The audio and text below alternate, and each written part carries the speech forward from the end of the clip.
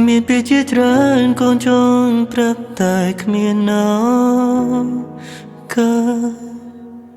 ព្រោះអ្នកមិនបាននៅមើលតែកូនយូរហើយអូ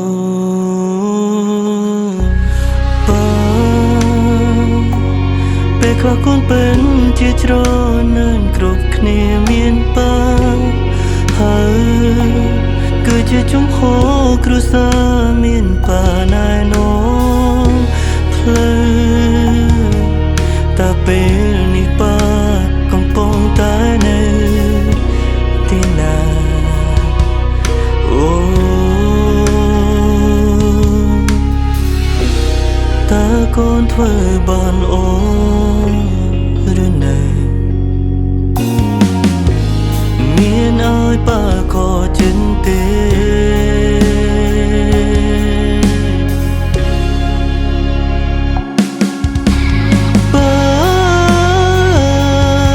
បើសិនពេលនេះបានៅមិនដឹងលោយ៉ាងណាកូននឹងមិនត្រូវចាំបាច់ដោះស្រាយរកបញ្ហាព្រោះមានបា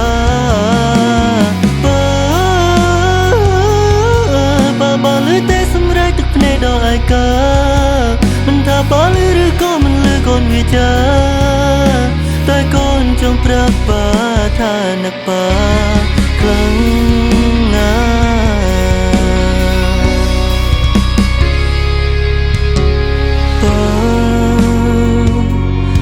ឆ្នាំមកនេះកុំព្យាយាមនឹងធ្វើជារឹងម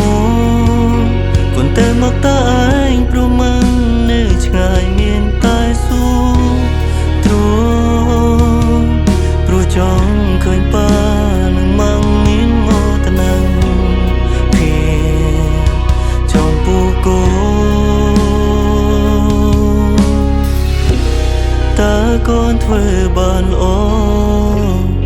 ឬណែមានឲ្យបាក៏ចិត្តទេ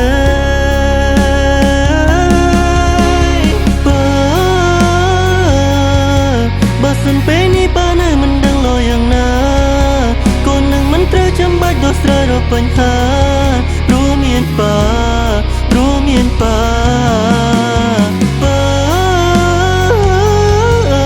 បើលឺតែសម្រែកទឹកភ្នែកដល់ឯកាមិនថាបើលឺឬក៏មិនលឺកូនវាចា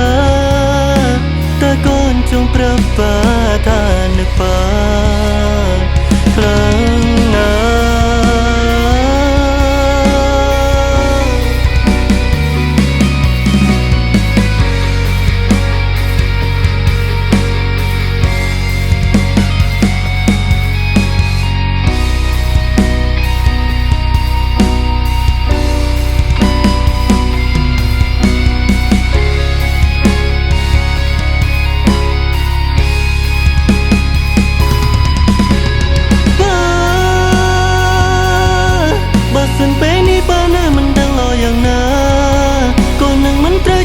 ដោះស្រាយរកបញ្ហា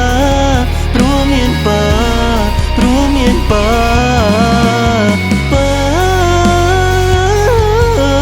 បើលឺតែសម្រែកទឹកភ្នែកដល់ឯកា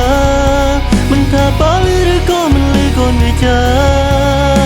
តែកូនចង់ប្រាប់បាថា